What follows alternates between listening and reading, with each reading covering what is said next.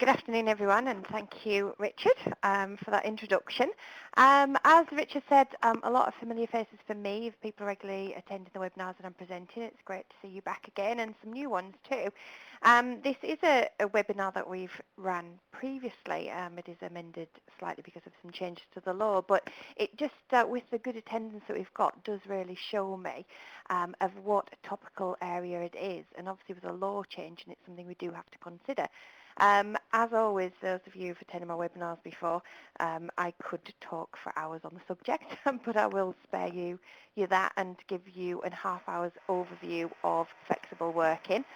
And then, as Richard said, please do use the chat box as we go along and ask me any questions as we go along.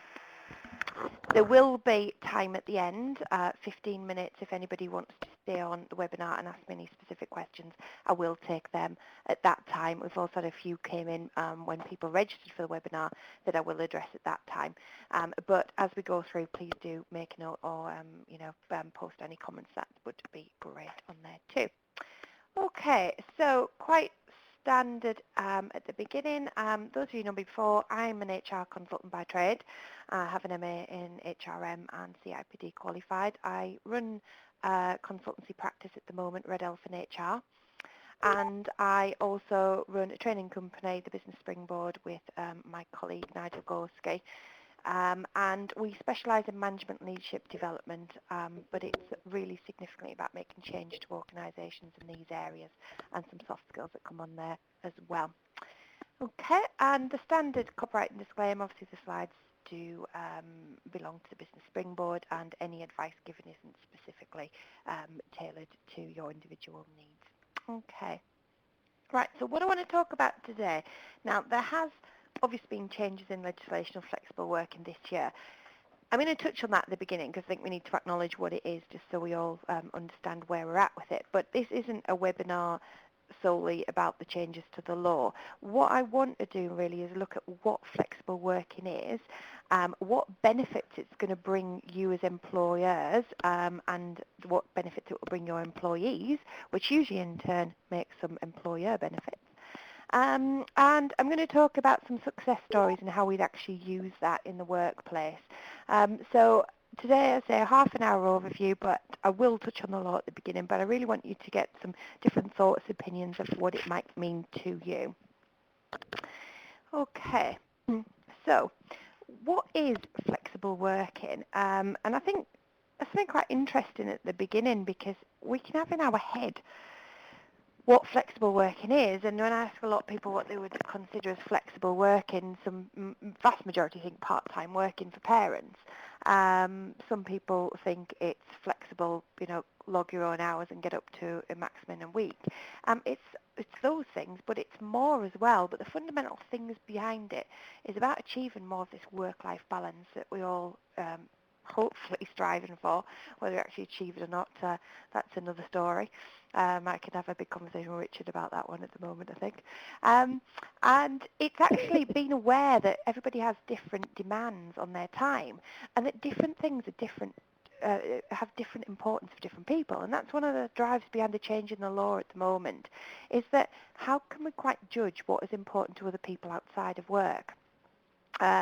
So it's not just about childcare, it's not about looking after a relative who may be sick or elderly, it's about what's important to us and what do we want outside of work. And, as I'm sure all of you are aware, there's mounds and mounds of research about what makes happy employees and more productive employees, and these are the business benefits that come behind it.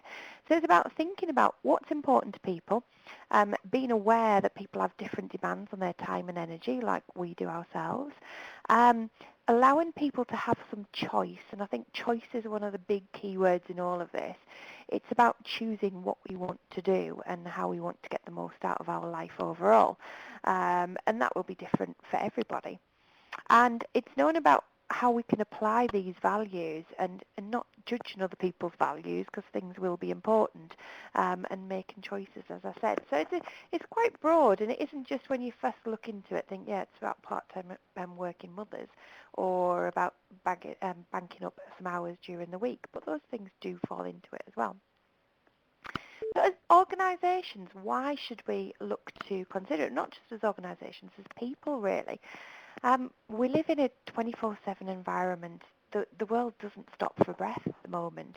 It's constant. So gone are the days where we worked 9 till 5, for example, and then went home and switched off.